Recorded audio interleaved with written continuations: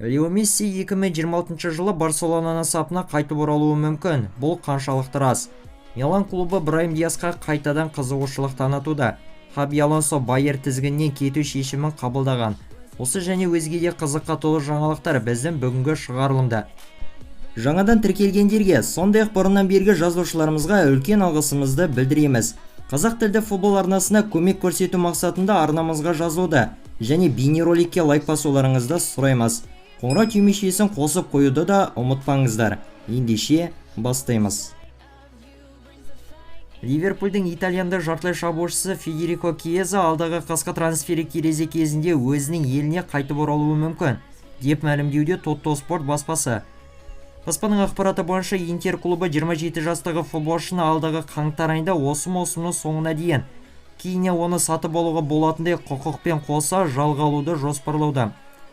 Аталған ойыншыға Нerazzurri ұжымының президенті Джузеппе Маротаның жеке өзі қызығып отыр делінуде.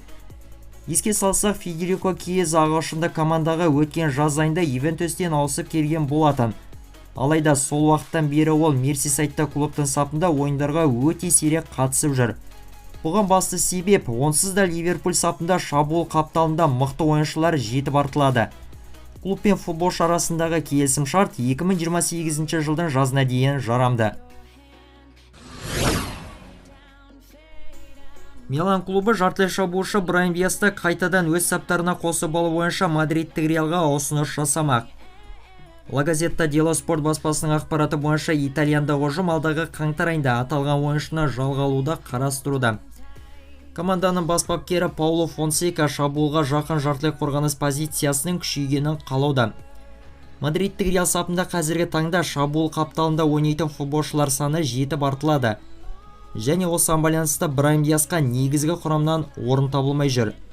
Өз кезегінде патшалық ұжым мароккандық футболшыны жалға беруді емес, қомақты сомаға сатып жіберу жағын ойластыруда. Айта кетерлігі, Диас осыған дейін де Милан сапында 2020 мен 23 жылдар аралығында 3 маусым бойы өнер көрсетті. Өткен маусымда 44 ойынға қатысқан Брайм Диас 12 голды соғып, және 9 нәтижелі пас жасап ерекшеленген. Немістік қорғаушы Джонатан Та келесі жазға трансфері терезеде Байердің сапынан кетпек. Ойыншы мен клуб жаңа келісім шарт орнату бойынша мәмілеге келе алмаған. Билд баспасының ақпаратына сүйенсек, футболшының жеке өзі Ливеркузенді клубпен келісім шартын ұзартпау шешімін қабылдаған. Осындай үлгіде 28 жастағы футболшы 2025 жылдың жаз айында еркін агент атанады. Орталық қорғаушыға қазірдің өзінде біршама топ командалар қызығушылық танытып отыр. Солардың арасында Бавария, Барселона, сонымен қатар Реал клубтарының қызығушылығы бар. Айта кетсек, Джонатан Та Байердің сапында 2015 жылдан бері өнер көрсетуде. Содан бері ол неміс командасында 370 кездесудің қатысушысы атанған. Ювентус клубы француздық жартылай қорғаушы Поль Погбамен келісім шартты ресми түрде бұзып тоқтатты. Бұл жайында итальяндық ұжымның ресми сайтында жарияланды. Ювентус клубы сондай-ақ Поль Погба келісім шарттан тоқтатылуы бойынша ортақ мәмілеге келгендіктерін хабарлайды. Клуб Погбаға өзінің алдағы профессионалдық болашақ мансабына барлық жақсылықтарды тілейді. Делінген екен Туриндік клубтың ресми мәлімдемесінде. Негізінен ойыншы мен клуб арасындағы келісім шарт 2026 жылға дейін жарамды болған еді. Еске сала кетейік, француздық жұлдызды ойыншы допинг қолданды деп айыпталып, оған 4 жыл бойы футбол ойындарын өткізуге тыйым салынған болатын.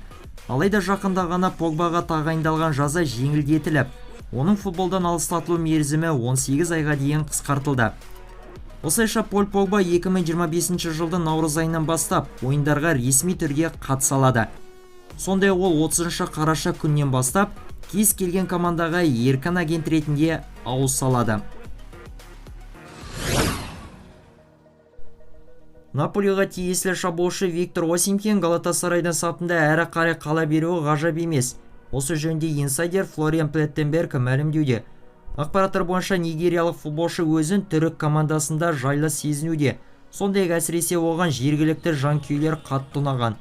Өз кезегінде Галатасарай ұжымындағылар Осимкинді өздерінде сақтап қалуға көндіру үшін келесі жазғы трансферлік терезеде басқа біршама мықты ойыншыларды сатып алу жағын ойластыруда. Осы маусымда 9 ойынға қатысқан Осимхен 8 голды соғып және 4 голдық пас жасап көзге түскен. Нигериялық шабуылшының Наполимен 2026 жылдың жазына дейінгі келісім шарты бар.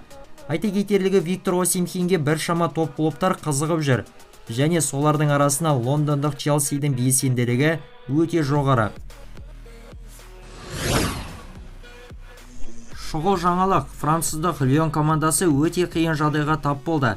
Қабылданған ресми шешім бойынша аталған клуб егерде қарыздарын өтемейтін болса, онда олар осы маусым аяқталғаннан соң турнирлік кестеде нешінші орынды алғандарына қарамастан Францияның бірінші лигасынан қуылып алыстатылатын болады. Сондай-ақ бұдан бөлек Лион ұжымына трансферлер жасауға тыйым салынбақ. Ақпараттар бойынша Лионның қарызы 500 миллион еуродан асады. Франция чемпионатының қазіргі турнирлік кестесінде олар әзірге 18 ұпайды еншілеген күйде 5-ші орында келеді.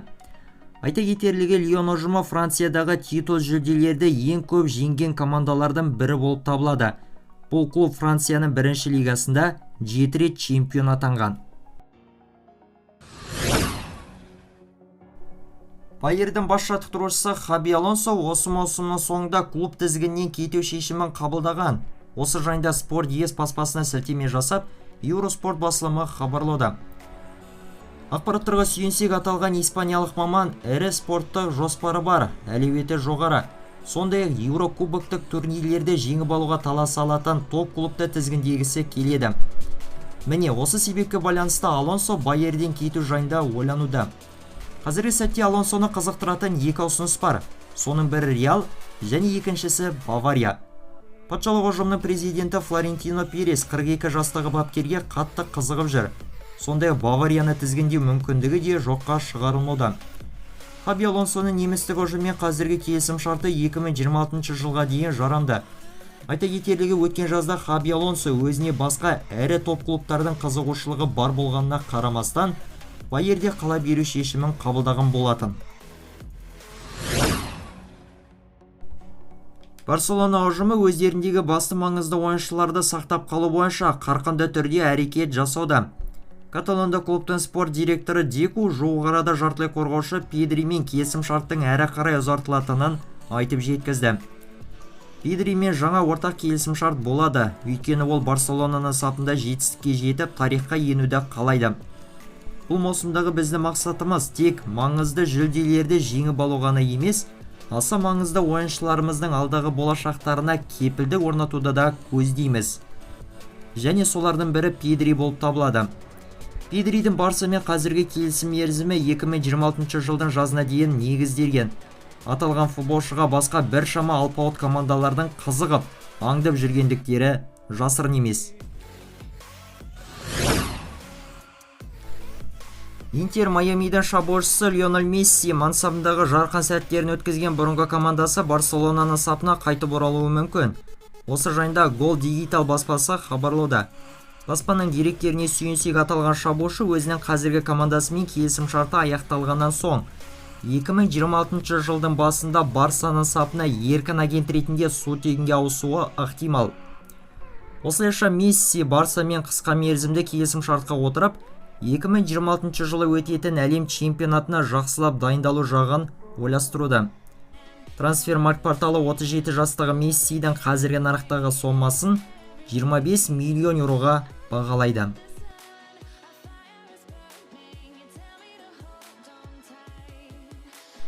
Бүгінгі сіздерге хабарлап жеткізген футбол жаңалықтарымыз осымен соңына келіп жетті. Лайк басып арнаға тіркеліп, қолдау танытуларыңыз біз үшін өте маңызды.